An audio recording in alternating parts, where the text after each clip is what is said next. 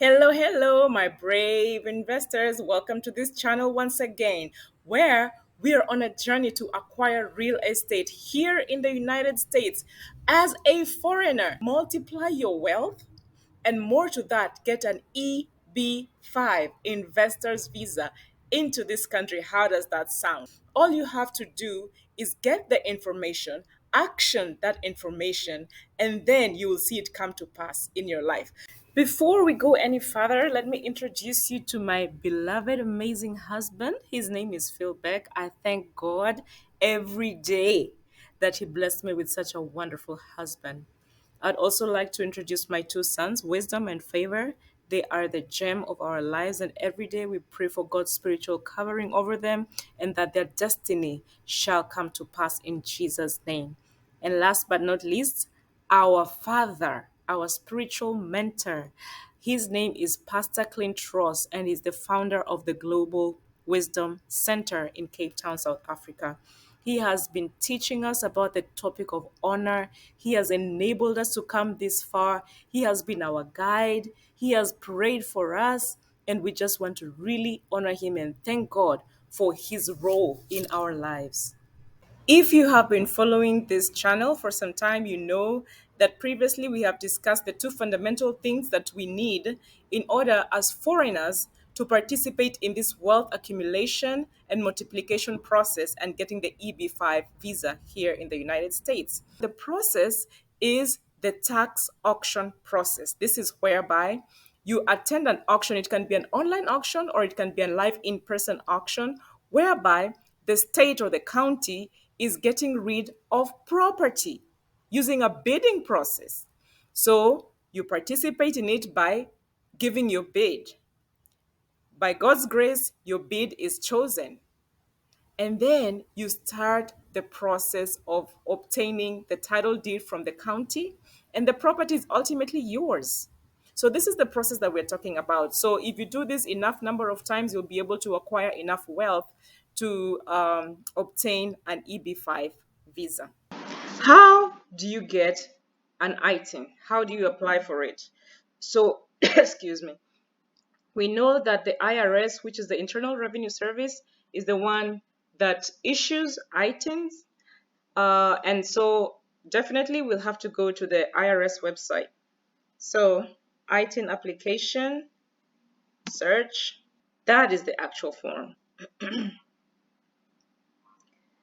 And when you look at it, it's just a single page, but it can get very complicated. I personally would advise that if this is the first time that you're attempting applying for an ITIN, kindly use a certifying agent. We're going to talk about that here shortly.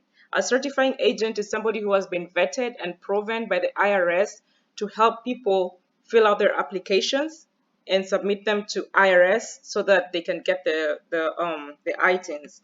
It greatly reduces the amount of rejected applications. So, but look, don't submit this form if you have or are eligible to get a social security number. So if you're ineligible, that's when you apply for an ITIN. Remember to check whether you're applying for a new ITIN or an existing, or you're renewing your ITIN. So ITINs do expire and you can renew it. You use the same form, only you have to check which one is the action that you're doing at this point. The very tricky part is the next one. The reason you're submitting the form W7. Why are you applying? Under what category do you fall to be able to acquire an ITIN? So there's all these options, option A, B, C, D, all the way up to F. So you have to choose one. You can't choose two, you can't choose three, you have to choose only one. And each one, you have to kind of prove why you qualify to get an ITIN under that category. So, non-resident alien required to get an ITIN to claim a tax treaty benefit. So, we don't fall under that category. This is the category where if your country and the United States have a tax treaty benefit and you'd like to claim it, that is when you select this, and you have to write the name of that country. For additional information for A and F, enter the treaty country and enter the treaty article number. So you have to have this information at your fingertips whenever you're filling that. And then it says like this: caution, if you check box B, C, D, E, F, or G, you must file a US federal tax return with this form, the Form W7, unless you meet one of the exceptions. So whenever you're filing and you check box B, remember to have a tax return ready. Whether it's C, you have to have a tax return ready. D, E, the same thing. You have to make sure you have a tax return ready. And if you remember, whenever we were talking about opening a US bank account, I can advise you to cross-reference that video about opening the US bank account. We said that it has to be an interest-bearing bank account so that you can show some income that you made, and hence your reason for applying for filing a return. So, but for us, this option B is going to be our option because it's about a non-resident alien filing to get a US federal tax return. That fits us. So I'm not going to go into all these others. You can read them at your own time, but it is out of our scope for this moment. Now, the next part is the name. The next parts are fairly straightforward, but the important thing is to be very, very meticulous whenever filling out any portion of this form. The reason being, even a single mistake and the whole entire form is going to be rejected and you'll have to start all over again from scratch.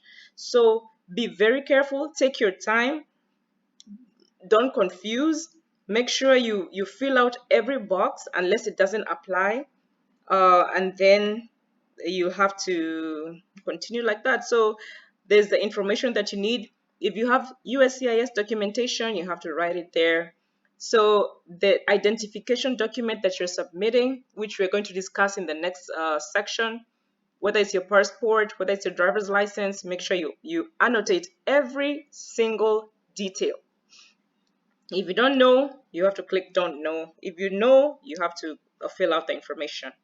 So whenever you're done filling out the information, then you can sign. You have to sign right there. If you are using an acceptance agent, which for me, I strongly advocate that you use the acceptance agent. The acceptance agent is going to sign there, date it, and put their details. And of course, fill out the rest of the part. The reason I advocate for the use of a certifying acceptance agent is twofold. First of all, is because the acceptance agent has been trained by the IRS and is able to catch any mistakes before the application is sent. And secondly, because we're going to discuss it later whenever we go to the supporting documentation. I know we saw it right here, the supporting documentation that you are going to submit. So if you are going to file this thing directly to the IRS, you'll have to give your original. If it's a passport, it will be the original passport. If it's your driver's license, it will be the original driver's license. However, if you use the certifying agent, you can just take a certified copy of your document and the agent will confirm that it is okay and will submit that to the IRS. So you don't risk your documents getting lost in the mail. So there's something I want to mention about the instructions for the Form W7.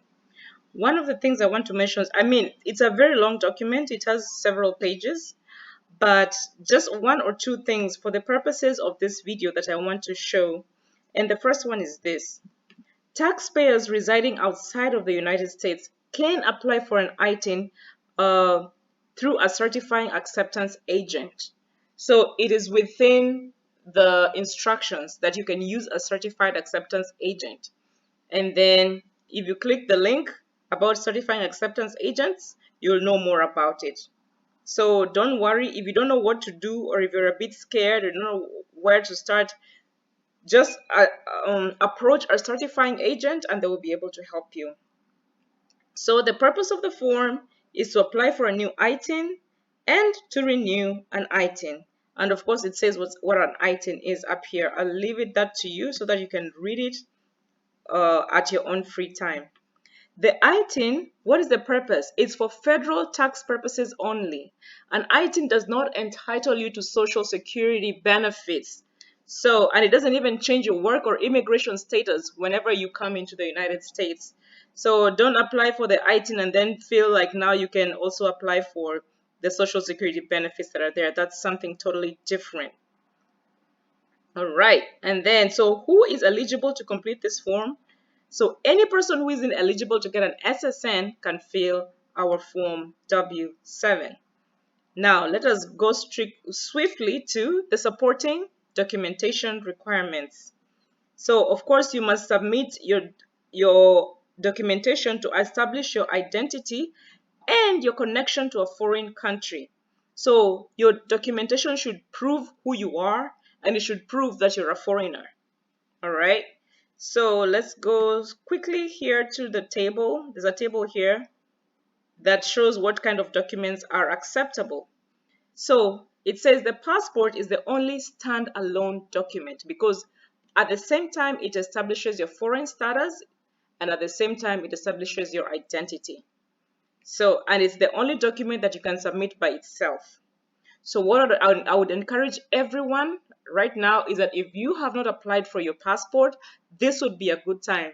Go to your government office, wherever passports are issued, and apply for a passport.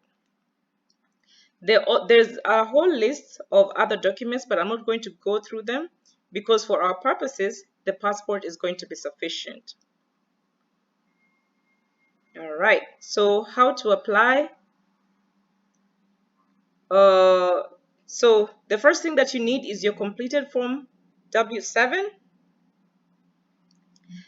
The next one is your original tax return for which the ITIN is needed.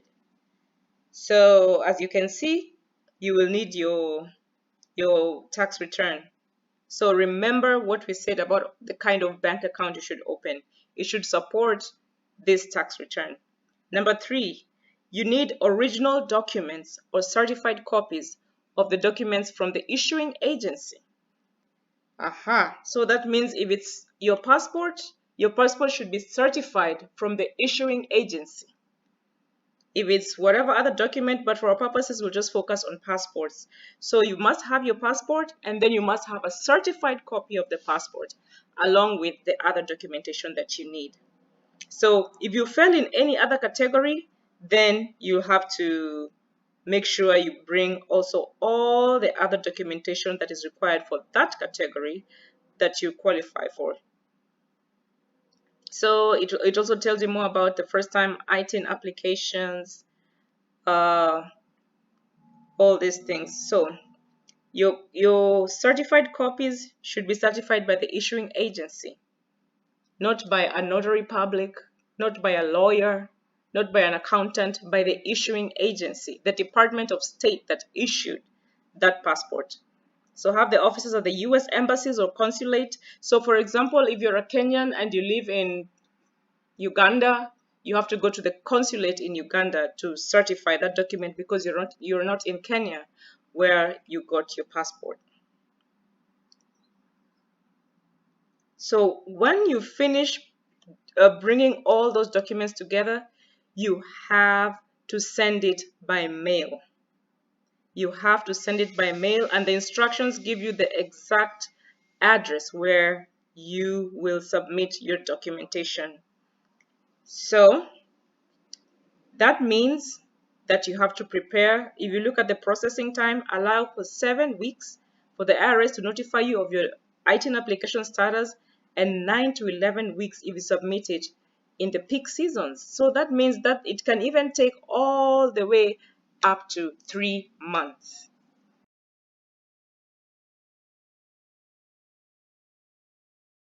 In the next video, we're going to discuss how this ITIN can help you get more money, keep more money, shelter your money, and also grow your money. You may ask, just that little number, like the ITIN number?